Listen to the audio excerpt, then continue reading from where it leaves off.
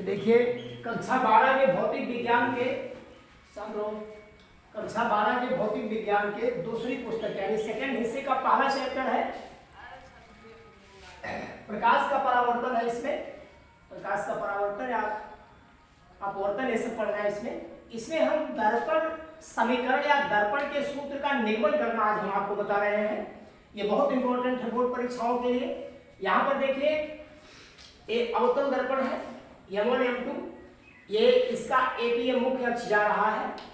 इसके सामने ये AP दूरी पर जो है ये AB वस्तु रखी हुई है। आप जानते हैं कि वक्रता केंद्र यहाँ पर C है और वक्रता केंद्र है, ये फोकस केंद्र है, मुख्य फोकस है। वक्रता त्रिज्या जो PC है, आप जानते हैं वक्रता त्रिज्या R या यहाँ PC बोले या उसको R से व्यक्त करते हैं, ये फोकस दूरी की दुगना होती है। तो यहाँ पर कुछ चीजें दी गई हैं। यहाँ से एक प्रकाश की किरण प्रकाशित केंद्र वक्रता केंद्र से होकर जा रही है, दर्पण पर टकराने के बाद वापस पहुंच जा रही है।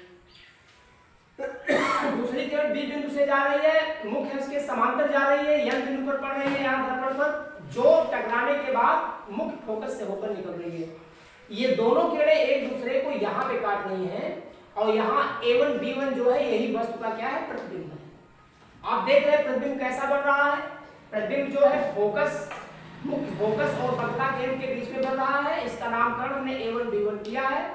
और ये जो प्रतिबिंब उल्टा है और उससे छोटा है, प्रतिबिंब सामने बन रहा है इसलिए वास्तविक है।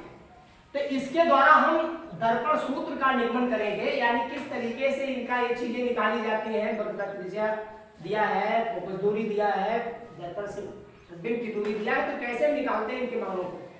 यहाँ देखिए AP बराबर -u, AP जो है -u है, दर्पण से प्रतिबिंब की दूरी इसको बोलते हैं। ऋणात्मक क्यों लिया जाता है, चिन्ह परिपाटी है, कक्षा 10 में आप पढ़ के आए हो। अच्छा PB1 क्या है, -v, दर्पण से प्रतिबिंब की दूरी देखिए PB1 दर्पण से प्रतिबिंब की दूरी है, ये -v से व्यक्त करेंगे। और PC जो है वक्रता त्रिज्या है, यानी PC पूरा है, ये वक्रता त्रिज्या है, इसको R से व्यक्त करते हैं। लेकिन यहाँ पे चूंकि अवतल दर्पण है इसलिए -r लिखा गया है। फोकस दूरी PF है, देखिए PF जो है एक फोकस दूरी है जिसको हम स्मॉल f से व्यक्त करेंगे। आप जानते हैं कि अवतल दर्पण की फोकस दूरी क्या होती है, ऋणात्मक होती है। तो ये चीजें हम लिए। और आप इस चित्र में देखो दो त्रिभुज बन रहा है, यहाँ पे 4 त्रिभुज बन रहे हैं, एक ये बन रहा है, ये बन रहा है और ये है ये। तो यहाँ त्रिभुज BAC और त्रिभुज CB1A1, त्रिभुज ABC लेंगे और त्रिभुज CB1A1 पढ़े या CA1B1 पढ़े, इन दोनों को लेंगे हम। ये दोनों समान कोणिक हैं। अब समान कोणिक क्यों है, देखिए ये लंब डाला गया है, यहाँ पे 90 अंश है, ये भी लंब है, ये 90 अंश है, ये दोनों कोण बराबर हो गए। अच्छा ये दोनों कोण जो C के इधर उधर बन रहे हैं शीर्षाभिमुख है, शीर्षाभिमुख कोण आपस में बराबर होते हैं, आप पीछे पढ़ के आए हैं। तो जब किसी दो त्रिभुजों के किन्हीं दो त्रिभुजों के दो कोण आपस में बराबर हो, जैसे ये बराबर हो गया, ये बराबर हो गया, ये बराबर हो गया, तो तीसरा कोण अपने आप ये बराबर हो जाएगा। तो इस तरीके से दोनों त्रिभुज समान कोणिक हुआ। और समान कोणिक त्रिभुज समरूप होते हैं। पिछली कक्षाओं में गणित में आप पढ़े हैं, समान कोणिक त्रिभुज समरूप होते हैं। समरूप किसे कहते हैं, समरूप त्रिभुज की ये विशेषता है कि उनकी संगत भुजाएं अनुपात में होती हैं। जैसे AB की संगत भुजा A1 B1 है, इसमें और इसमें जो अनुपात रहेगा वही इस BC भुजा और CA1 में रहेगा, और वही अनुपात जो है AC और CB1 में रहेगा। तो इस तरीके से हम लिख सकते हैं यहाँ पर AB बटा A1 B1 बराबर AC बटा B1 C, ये समीकरण 1 आपका हुआ। इस त्रिभुज दोनों त्रिभुजों से मिला। फिर हम ये त्रिभुज ले लेंगे, यहाँ त्रिभुज A1 B1 F और त्रिभुज MFN ये लेंगे। ये भी दोनों समान कोणिक हो जाएंगे उसी नियम से। जब समान कोणिक हो जाएंगे तो इसमें भी जो है MN बटा A1 B1, देखिए MN बटा A1 B1 बराबर NF बटा B1F ये होगा। परंतु NM बराबर AB, NM जो है ये NM जो लिखा हुआ है ये AB के बराबर है, यानी हम NM की जगह पे AB लिख सकते हैं, तो हमने यानी दिया। यहाँ पर देखिए NM की जगह पे हमने AB डाल दिया, से चीजें बिल्कुल वही है। ये समीकरण 2 हो गया। अब समीकरण 1 और 2 से हम समीकरण 1 और 2 की तुलना करें, यहाँ पे देखिए दोनों लिखा हुआ है जब किन्हीं समीकरणों का एक पक्ष बराबर होता है, जैसे यहाँ पे देखो ये बायां पक्ष दोनों बराबर है, तो दाहिना पक्ष अपने आप बराबर होगा। तो इन दोनों समीकरणों को देखने पर AC बटा B1C, देखिए AC बटा B1C बराबर हो जाएगा NF बटा B1F, ये NF बटा B1F होगा। यहाँ n लिखते हैं।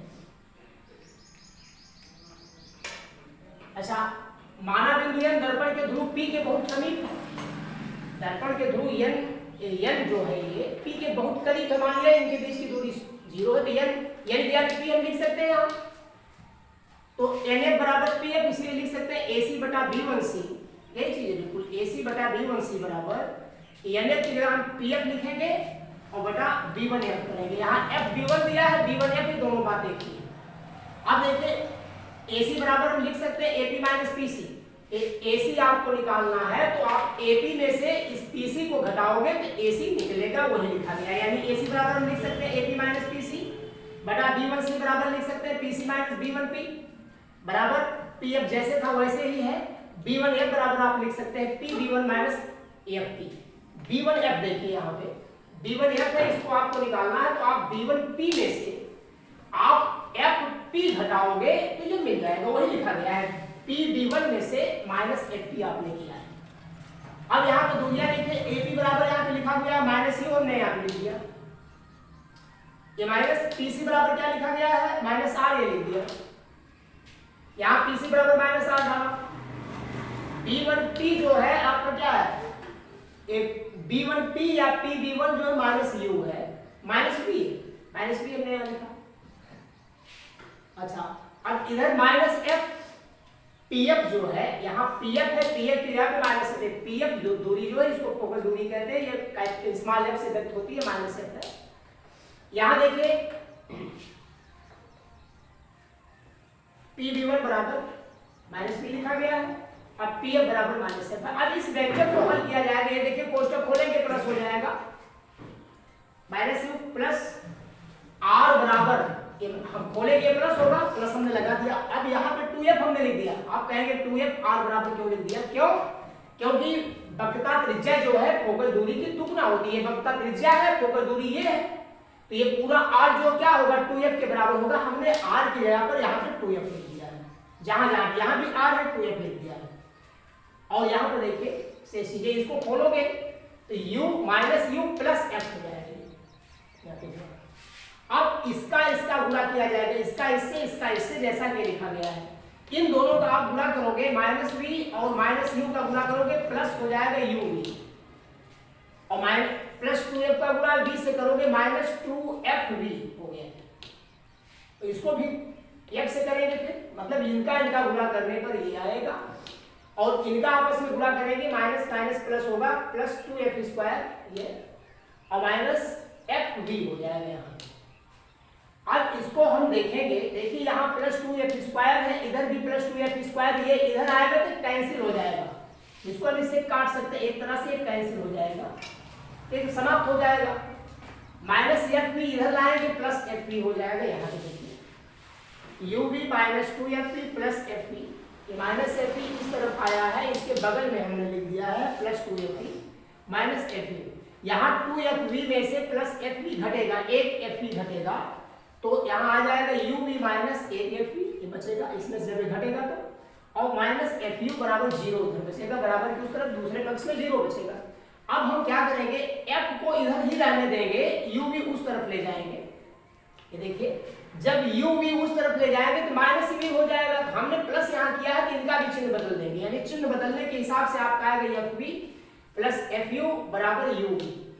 अब ये जो समीकरण आया है इसके दोनों पक्षों में, इसमें सभी तीनों पदों में या दोनों पक्षों में हम UVF से भाग देंगे। अब चलिए भाग देते हैं, देखिए क्या आता है, यहाँ पर थोड़ा स्थान कम है, देखिए इसको FV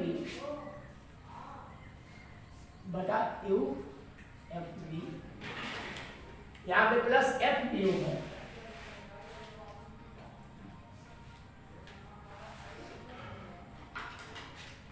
बराबर यहाँ पे UV है, बटा यू एफ। अब इसमें भाग दीजिए, अभी क्या बचता है देखिए बड़े आराम से, ये एफ एफ से कट जाएगा, वी वी से कट जाएंगे, दोनों कटेंगे तो बचेगा 1 बटा यू, 1 बटा यू बराबर नहीं प्लस है, प्लस ये देखिए यू यू से कटेगा, एफ एफ से कटेगा, 1 बटा वी बचेगा, 1 बटा वी बराबर, यहाँ देखिए वी वी से कटेगा, यू यू से कटेगा तो बचेगा 1 बटा एफ, 1 बटा एफ। देखिए आपको फाइनली जो सूत्र मिला है या 1 बटे एफ बराबर 1 बटा वी प्लस 1 बटा, यही आएगा आपका। ये जो है